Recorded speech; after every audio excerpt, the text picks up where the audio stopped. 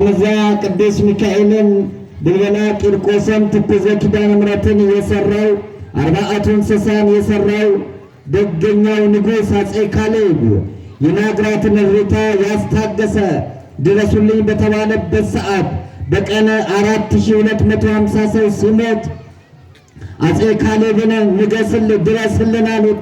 ደቡብ የመን ሄዶ ፊናስን ገሎ አብርሃን ሾሞ በሰነአ ላይ የወርቅ ቤተ ክርስቲያንን አሰርቶ የመጣና ስልጣኑን አልፈልግም ብሎ አባ ጴንጠሌዎን ገዳም የገባው የአፄ ገብረ መስቀል ልጅ አፄ ካሌብ። እኛ ግን ምን አለን? ለመጀመሪያ ጊዜ ስልጣኑን የለቀቀ ጠቅላይ ሚኒስትር ኃይለ ማርያም ደሳለኝ አለ። ያሳፍራል እኮ በሀገሪቷ እኮ ስንት ታሪክ አዋቂዎች አሏት። የአፄ ካሌብን ስልጣን አልፈልግም ብሎ መልቀቅ ዓለም የጻፈውን ወዴት ነው የምንፈቀው? ከዛም አፄ ሱስንዮስ ናቸው የለቀቁት። ታሪክ ሽሚያ። ለዚህ ነው ዳግማዊ ምኒልክ ጣሊያን ወረራ በመጣበት ሰዓት ኢትዮጵያ ችግር ውስጥ ነበረች። ከብቶች አልቀው ነበረ፣ ረሃብ ነበረ። መጋቢት 2 በ1881 ዓመተ ምህረት አራተኛው ዮሐንስ መተማ ላይ ሞቶ ነበርና በ7 ዓመት ውስጥ ጣሊያን ኢትዮጵያ ችግር ውስጥ እንዳለች ስላወቀ ጦሩን አዘመተብን። ታግሰው ነበር ዳግማዊ ምኒልክ። ቀዳማዊ ምኒልክ የንግሥተ ሳባ ልጅ ታቦተ ጽዮንን ይዞ የመጣ ነው። ቀዳማዊ ቴዎድሮስ የአፄ ዳዊት ልጅ የአፄ ዘርዓ ያዕቆብ ወንድም ነው።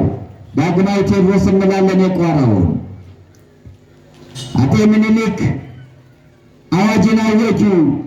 እመብርሃንን ይወዱ ስለነበር ድንግል ማርያምን ተማጸኑ። ጥቅምት እኩሌታ ወረይኑ ከተጠብቀኝ፣ ጉልበት ያለ በጉልበት እርዳኝ፣ በጸሎት እርዳኝ። ጠላት እንደ ፍልፈል እየፈለፈለ መጥቷል። የባህር በርን ተሻግሮ መጥቶብናል። ስትሰልት ባገኝ ምስክሬ ማርያም ናት። ማርያምን አልምርህም አሉ። ስመለስ አልምርህም።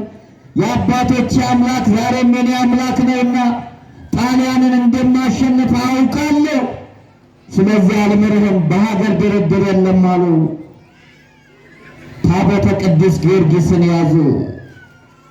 ወረይሉ ከተጠብቀኝ አሉ። ወረይሉ ጊዮርጊስ በ12ኛው መቶ ክፍለ ዘመን በንጉሥ ናኩቶ ለአብ በስውሩ ንጉሥ ናኩቶ ለአብ ታውቃላችሁ፣ ኢትዮጵያ ስውር ንጉሥ እንዳላት።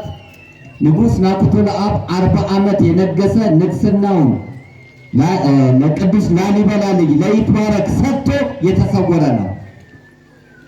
አልሞተም እኮ ንጉሥ ናኩቶ ለአብ።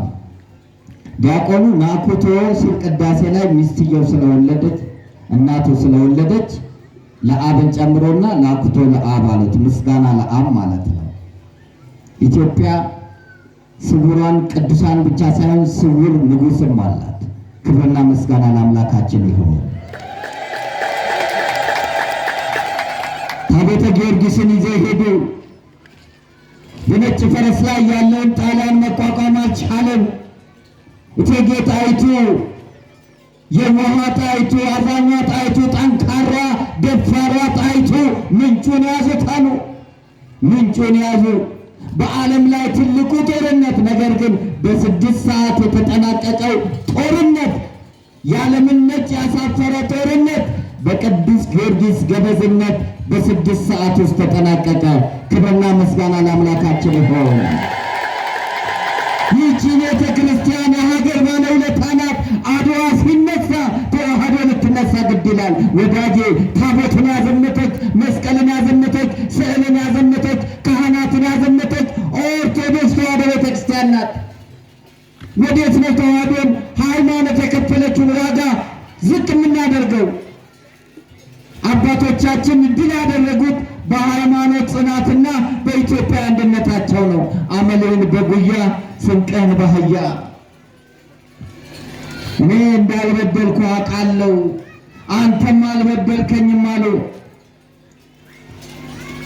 የጣሊያን ሰራዊት ስላለቀ ወታደሩ ደስ ብሎ ሲዘፍን ሲሸልል ንጉሡ እንዳዘፍነው አቁሙ፣ የሞተው እኮ የእግዚአብሔር ሕዝብ ነው፣ ያለ ሀገሩ መጥቶ ነው የሞተው ብለው በማዘናቸው እምዬ የሚል ማዕረግ ተሰጥቷቸው ብቸኛ በዓለም ላይ እምዬ ምኒልክ ተባሉ።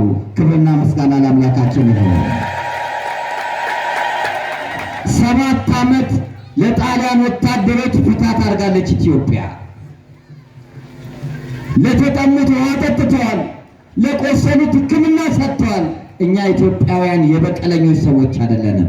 የጣሊያንን ሐውልት አቁመን ከጣሊያን ጋር ምንበላ ነን፣ ከሶማሊያ ጋር ምንበላ ነን። ዛሬ ነው ቂመኞች ሆነን ባልተፈለገበት ዘር እየተጋደልን ያለ ነው። ዛሬ ነው እየተጨራረስን ያለ ነው።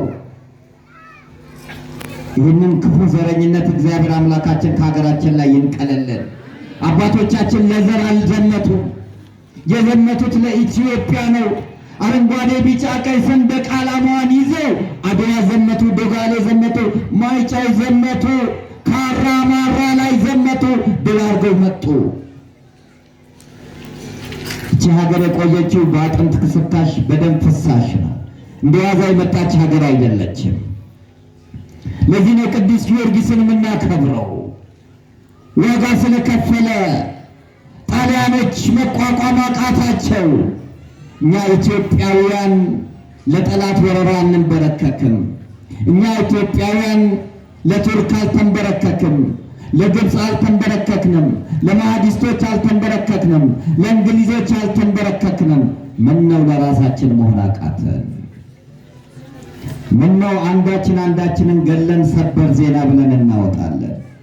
ገዳይኛ፣ ሟችኛ፣ አፈናቃይኛ፣ ተፈናቃይኛ፣ ደም አፍሳሽኛ፣ ደማችን ፈሳሽኛ፣ ትግራይ፣ አማራ፣ ኦሮሞ ሁላችንም እኮ አንድ ነን፣ የአዳም ዘሮች ነን። እግዚአብሔር ክፉን መንሰት ከሀገራችን ላይ እንዲያወጣ፣ ጦርነት እንዲበቃ፣ ኑሮ ውድነት እንዲበቃ፣ መፈነቃቀል እንዲበቃ፣ ሕፃናቶች እንደ ቅጠል እንዳይረግፉ፣ አዛውንቶች ጧሪ ቀባሪ እንዳያጡ እግዚአብሔር ሆይ ስለ ቅዱስ ጊዮርጊስ ብለህ ሀገራችን ላይ የመጣውን መከራ አንተ በቸርነት አስወግድልን እንበለው። ከጦርነት መልካም ነገር አይገኝም ወዳጄ። ከጦርነት በኋላ ረሃብ፣ ከጦርነት በኋላ ስቃይ፣ ከጦርነት በኋላ መከራ ነው ያለው። ምንም ሰላም ነገር የለም። ስለዚህ ታቦተ ሕጉ ሲወጣ ጌታ ሆይ ስለ ሰማዕቱ ቅዱስ ጊዮርጊስ ብለህ ኢትዮጵያን አስባት፣ ሀገሬን አስባት በለ። ይህን ዘረኝነት ተዋግቶ እንዲያጠፋለን፣ ይህንን ክፉ ሀሳብ ተዋግቶ እንዲያጠፋለን። ስለዚህ ነው አድዋን ስንዘክር ነፃነት ሳይሆን ድልን እንዘክራለን። አድዋን ስናስብ ቅዱስ ጊዮርጊስን እናስባለን። አድዋን ስናስብ ቤተ ክርስቲያን የከፈለችውን ዋጋ ሙስሊሞቹ እየጸለዩ ያደረጉትን ውጊያና ተጋድሎ እናስባለን። አድዋ የሁላችንም የኢትዮጵያ መታሰቢያ ስለሆነ ሰማዕታቶችን ቤተ ክርስቲያን ያቆዩልን በደም ነው። አባቶቻችንን በገዳም ዳዋ ጥሰው ጤዛ ለሰው ድንጋይ ተንተርሰው ግርማ ሌሊቱን ጸባ ጋነቱን ታግሰው ዋጋ ከፍለው ይህችን ሀገር ይህችን ቤተ ክርስቲያን አቆይተዋል። ስንዱ እመቤት የጸጋ ግምጃ ቤት እንከን የለሽ መሰረቷም ጉልላቷም የሆነ ኢየሱስ ክርስቶስ መሰረት የሆነላት ቅድስት ቤተ ክርስቲያን ፊደል ቀርጻ የሰጠች ኪነ ህንፃ ስነ ጽሑፍን ያዘጋጀች ስነ ፈለክን ያዘጋጀች ቤተ ክርስቲያን ዜማን ያበጀች ቤተ ክርስቲያን ኢትዮጵያ ለኢትዮጵያውያን መሆን አልቻለችም።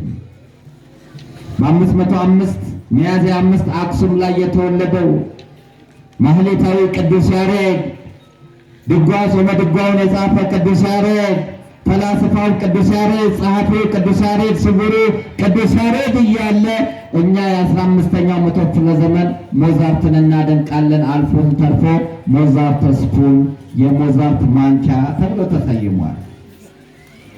ግዕዝ ዕዝል አራራይ ዜማን የደረሰው ቅዱስ ያሬድ ዛሬ ሰንበታትን ዘወረደ ቅዱስ ምኩራብ እያለ የሰየመልን ቅዱስ ያሬድ በዓለም ላይ አንድ አይነት ዜማ እንዲኖር ያደረገ ቅዱስ ያሬድን ዘንግተነዋል። እባካችሁ እኛ ኢትዮጵያውያን ለእኛ ኢትዮጵያውያን እንሆን። የቀደሙት አባቶቻችን የከፈሉትን ዋጋ አንዘንጋ። የእግዚአብሔር ቃል የተናገሩ ዋኖቻችሁንም አስቡ። የኑሯቸውንም ፍሬ እየተመለከታችሁ በእምነት ምሰሏቸው። ኢየሱስ ክርስቶስ ትናንትናና ዛሬ ለዘላለም ያው ነው። በልዩ ልዩ በሆነ በእንግዳ ትምህርት አትወሰዱ። ልባችሁ በጸጋ ቢጸና መልካም ነው እንጂ በመብል አይሁን፣ እንዲህ የሚያደርጉት አልተጠቀሙበትምና ብሎ ቅዱስ ጳውሎስ ተናገረ።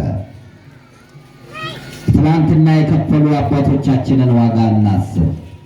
ትናንትናችን ቤተ ክርስቲያንን ያቆዩ አባቶቻችንን እናስብ። በእንባ ያቆዩ፣ በሞት ያቆዩ፣ በደም ያቆዩ አባቶቻችንን ልናስብ ያስፈልጋል። ግዴላችሁም በጎ እንስራ። በጎ ብንሰራ ጥቅሙ ለእኛ ነው። ክቡር አባታችን እዚህ ከመጡ በኋላ በርካታ የልማት ስራዎችን እያየሁ ነው። እኔ እዚህ አይደለም አውቃቸው፣ ቅድስት ሥላሴ ካቴድራል እያሉ ነው። መንበረ ጸባዖት ጽላቱ የመጣው ከወረኢሉ ነው። 38 ዓመት የፈጀ ስራ ነበረ ወረኢሉ ላይ። በዓመትም በወሩ ይበላል እሸቱ መካነ ሥላሴ የኢትዮጵያን ብርቱ የተባለለት ነው። በአፄ ናኦድ ተጀምሮ በልጃቸው በልብነ ድንግል የተደረገ በአንድ ጊዜ 80 ካህናት ነበር የሚቀድሱት። በ16 መንበር ነበር የሚቀደሰው። ግራኝ መሐመድ ነው ያፈረሰው። በወርቅ የተለበጠ አረፋቂ ታሪክ የሚጽፈው እንኳን እንዲህ አይነት በዓለም ላይ ይገኛልን ያለው ያ ጽላት ነው 4 ኪሎ የመጣው። እኔ እዛ ነው ማቃቸው። ከመጡ በኋላ በርካታ ስራ እየሰሩ ነው ያሉት። ቅድም ሲነግሩኝ ነበር። ዳቦ ቤት፣ እንጀራ ቤት። ቤተልሔም ማለት የእንጀራ ቤት የዳቦ ቤት ማለት ነው።